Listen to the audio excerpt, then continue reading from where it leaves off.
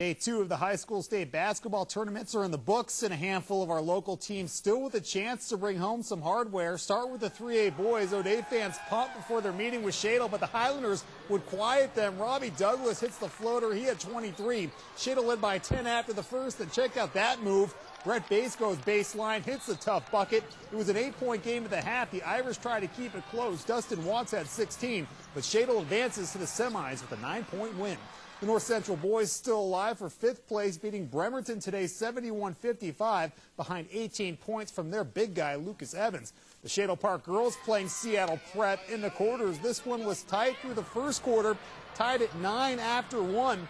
The second quarter, though, belonged to the Highlanders. Chelsea Chandler, the nice look to Alicia Hathaway for the hoop +1. She had 14. Then Chandler is going to miss, but guess who gets the rebound? Chandler does, buries the jumper. Shadle advances.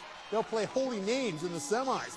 On the consolation side, East Valley got 22 points apiece from Kimmy Thatcher and Jenny White to beat Mount Rainier 77-72 in double OT.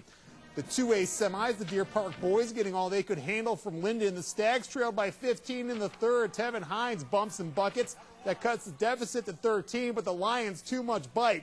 They shoot 75% for the game. Deer Park dealt a tough loss, 59-31. West Valley and Ephrata played for a spot in the semis. The Tigers won. Patrick Simon had 21 and 9 for Ephrata, who play Squalicum tomorrow in the semis. Clarkston stays alive with a 13-point win in the consolation bracket.